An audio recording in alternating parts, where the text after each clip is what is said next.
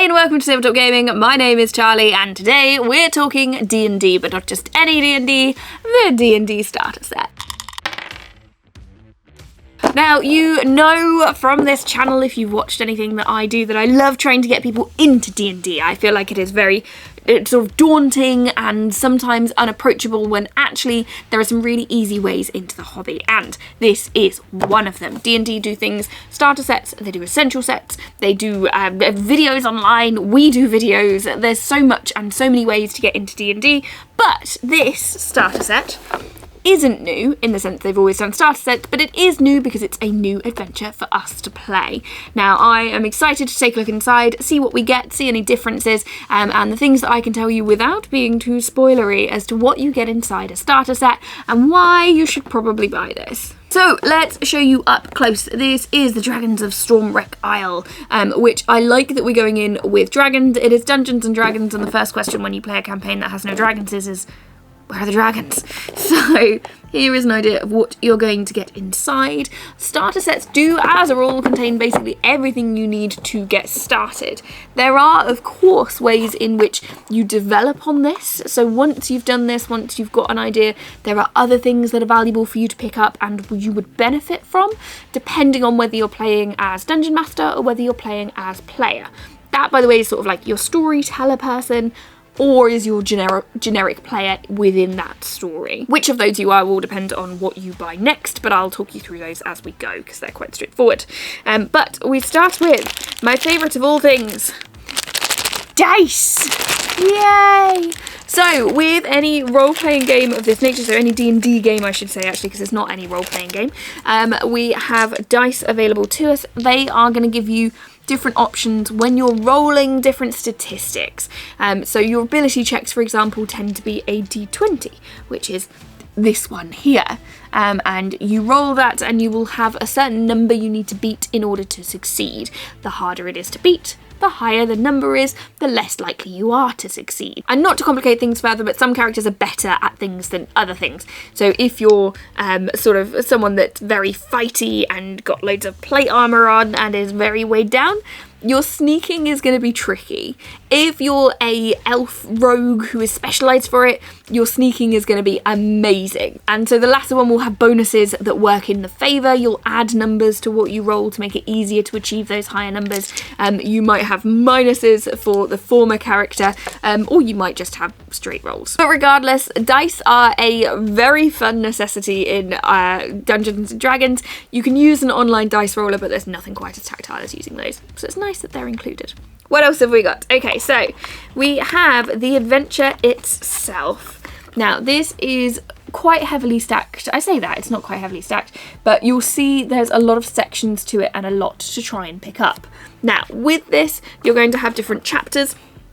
So Dragon's Rest, Seagrow Caves, Cursed Shipwreck, and Clifftop Observatory, as well as information on running the adventure itself, and an appendix that includes things like magic items and creatures. What that does is, as we start off and we give you an idea of like the background setting, we then leap into what's actually happening. With, by the way, and I'm trying to do this without ruining it if you're not watching this as the DM, beautiful artwork. Dungeons & Dragons is so good for its artwork. It has such beautiful things included, and this is really exciting to see. Now, these give you sort of all the information you need. So it'll tell you about the setting. It'll tell you about the adventure. This is what you can expect. Here are the bad guys that are there that your players are going to have to try and get past. Here's what happens if they try and do this or they try and do this, but they need to get to here somehow. However they do that, however bonkers idea they come up with, just go with it, is generally the logic. And it gives you some cool things to sort of read out, so that you don't have to panic about improvising on what something happens or how something looks. They're all included in there in little blue markers. And it gives you a little bit more information. So in the back here, this is what I wanted to show you. It might say as you go through, and then you encounter a dragon. There is your dragon right there. So you also have all of the statistics that you need in order to make them more difficult. So the bronze dragon Wormling, for example, has an armor class of 17. What that means is when you roll to hit something, you have to score above a 17 or meets it, beats it, in order to allow you to hit that dragon in the first place, and then how much damage you do is another roll. It sounds like a lot, but basically, like, trying to hit a dragon is going to be much more difficult than trying to hit a grumpy little goblin. I don't know, something along those lines. Attacking some things versus attacking the biggest, worst thing you possibly can. Very different scopes, and those numbers give those scopes for what you need to know. It's basically everything a DM needs to get started and to give it a go on their first turn. Now, that's not all D&D do, because we have a nice little pamphlet here that tells us a little bit more and where you can find some more info. Now, they have been putting out some YouTube videos that are really helpful that cover this specifically on what you need to do. There are a huge ton of tips videos available as well. You can look at how to how to GM or how to DM. DM being the Dungeon Master, which is the D&D term, or Game Master as a more generic term. Have a search of those if you're worried, you'll find them, but this gives you most of the structure. It's then giving you some reassurances on things like, okay, everything is going to go wrong. It is going to go wrong. Here's what you do next, or here's how you should approach that, or here's how you should feel about that. They do also have a sort of a generic sales pitch on the back here.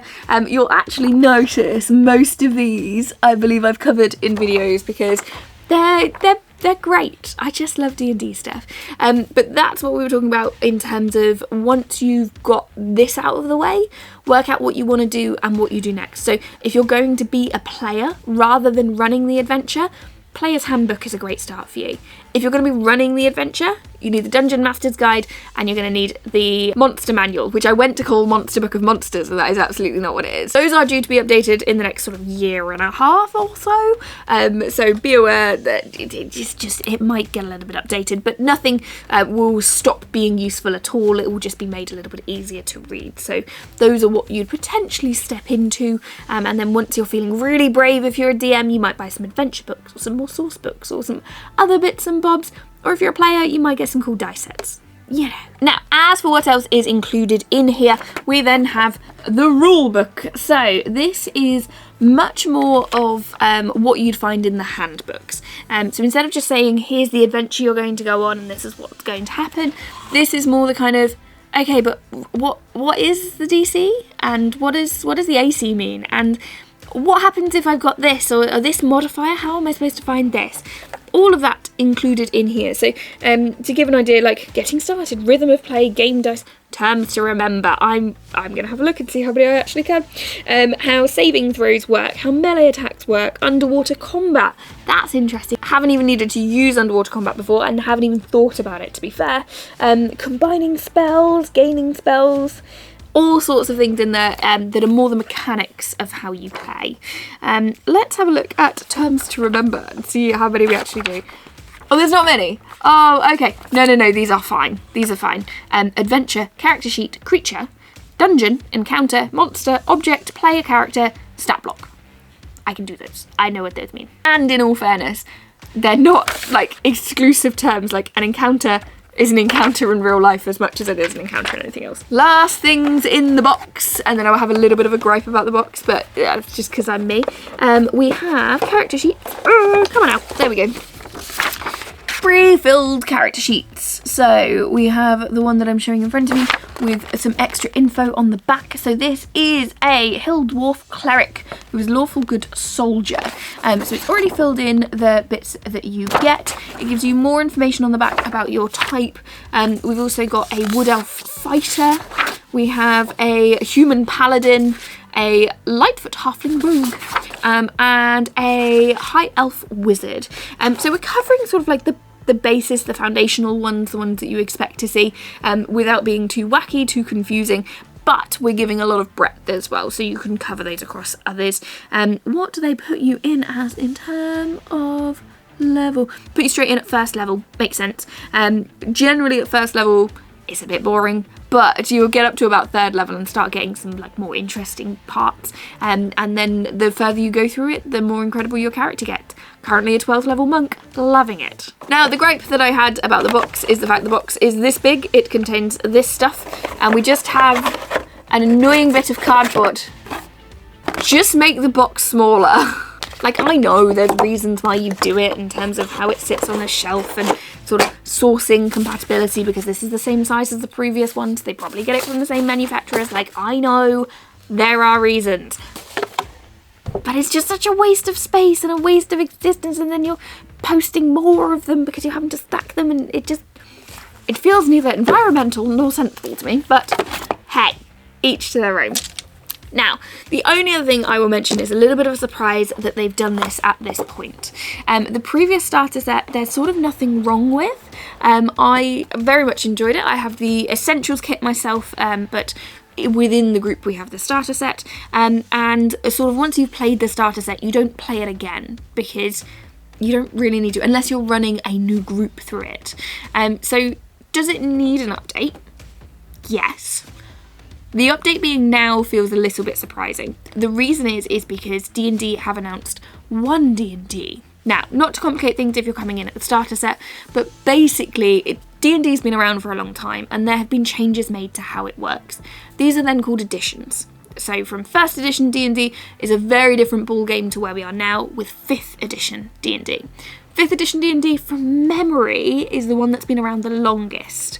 And that's partially because it's sort of fixed things from previous ones, but it's also been a little bit more cautious with putting stuff out in Unearthed Arcana first, for people to try it, see if they like it, and then it gets incorporated. So that if it doesn't work, it doesn't get put out blanket. It's checked before it goes out by actual players. Now, they have announced that the intention is sort of not to do a 6e, but to do one D&D. So it's almost the removal of editions and sort of moving into a more fluid version of the game itself. So changes that are being made are being trialled at the moment, and over the next sort of, I think it's 2 years, we'll start seeing bigger changes happening to the game itself. Most of them are functional rather than mechanical. So for example, they're going to look to change the Dungeon Master's Guide, and the reason they're going to do that is to make it clearer. Not necessarily to change things, there will be some changes. They've briefly brought some of those up in the Unearthed Arcana already, to some success and to some not success. Some things I like, some things I hate, but there will be some changes to make it clearer and easier because it is quite a dense text. There's quite a lot going on in there, and I think that's a great change. With those though, because there are things that are changing, it feels quite surprising to me that the starter set will choose to come out now instead of waiting for some of those changes to be in place, because this works very much on the D&D that we're used to, or that I'm currently used to, not with the strange additions that they're looking to make. I say strange additions. Some of them are great, some of them are things that people homebrew already and make no difference to anyone, some of them you wouldn't even notice, but I'm mildly surprised that they've done this now. However, there is nothing to stop them in a year, 2 years time bringing out another starter set with another adventure with new rules included with it. And guessing this is completely compatible with whatever they do with 1D&D, so there's nothing really stopping you. So if you're on the fence about buying the starter set, you want to dive into it but you don't know how to, get the starter set.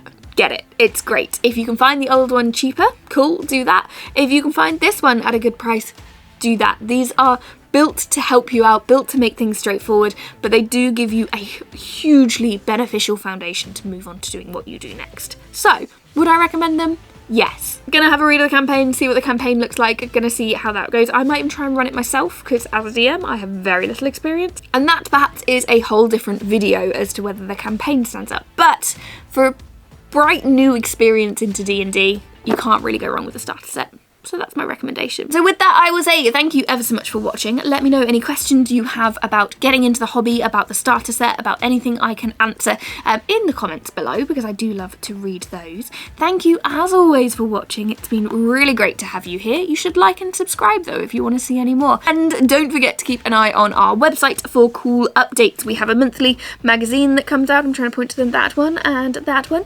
that you can pick up, you can subscribe to. We sell games, we sell all sorts of cool stuff. Check out our website, hit like and subscribe. Thank you for watching, and see you soon.